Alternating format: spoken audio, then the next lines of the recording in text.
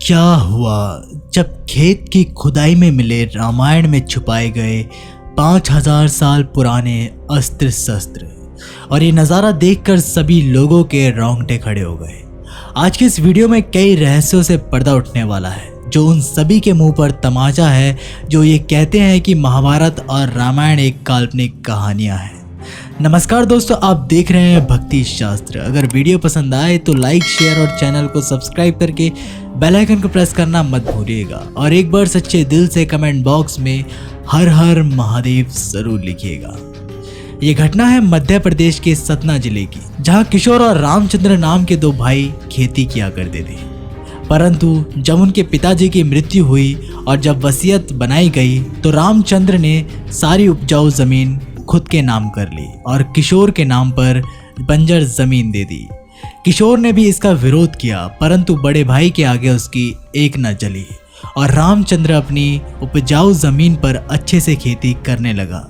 किशोर ने अपनी बंजर जमीन पर खेती करने की बहुत कोशिश करी, परंतु वहां पर खेती नहीं हो पाई, जिसके कारण उसकी गरीबी दिन प्रतिदिन बढ़ती जा रही थी। एक समय तो ऐसा भी आ गया था कि 2 वक्त की रोटी के भी लाले पड़े हुए थे। जिसके बाद किशोर अपनी पत्नी सुनीता के साथ महादेव के मंदिर गया। उसने महादेव से प्रार्थना करी कि हे महादेव, हर बार मेरी अच्छाई का सिला मुझे धोखेबाजी से ही मिलता है, और इस बार तो मेरे अपनों ने ही मुझे धोखा दिया। परंतु मुझे आप पर पूरा भरोसा है कि एक ना एक दिन मेरी बंजर जमीन में से भी खजाना निकलेगा। उस रात को सुरेश बहुत ज़्यादा परेशान था। वो किसी भी हालात में उस बंजर ज़मीन से लहराती फसलें उगाना चाहता था, जिसके बाद उसने अकेले ही खेत में खुदाई करना शुरू कर दिया। देखते देखते पूरी रात बीत गई और सुबह तक सुरेश ने पूरा खेत खोद डाला। उसे इस बात का अंदाज़ा नहीं था कि जिसे वो उपजाऊ ज़मीन पाने के लिए मेहनत कर रहा है, परंतु उससे भी ज़्यादा बड़ा चमत्कार उस जगह पर होने वाला था। दरअसल उस दिन खुदाई के दौरान सुरेश को उस स्थान पर से बड़ी ही अजीब अजीब चीज़ों की आकृति मिली। पहले तो उसे समझ में नहीं आ रहा था कि ये है क्या, परंतु थोड़ा पता करने पर उसने पाया कि ये तो बहुत ही ज़्यादा पौराणिक है। जब शोधकर्ताओं को बंजर ज़मीन पर बुलाया गया तो उन्होंने उस चीज़ को टेस्टिंग के लिए भेजा। जब 2 दिन बाद उसकी रिपोर्ट आई तो उसने सभी के रोंगटे खड़े कर दिए। रिपोर्ट में लिखा हुआ था कि इन सभी चीज़ों का संबंध 5000 साल से भी ज़्यादा पुराना है। ये रामायण काल के भी हो सकते हैं और ये अस्त्र शस्त्र के समान प्रतीत हो रहे हैं।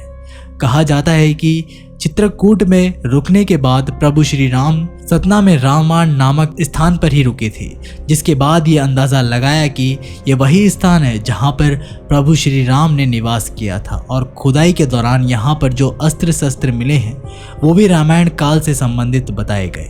और उस दिन महादेव का ऐसा आशीर्वाद हुआ कि रातों रात सुरेश की उस बंजर जमीन की कीमत करोड़ों की हो गई। इसके बाद उस स्थान पर और भी खुदाई करी और रामायण काल के और भी अन्य अस्त्र शस्त्र प्राप्त हुए, जिनका इतिहास तकरीबन 5000 साल पुराना था।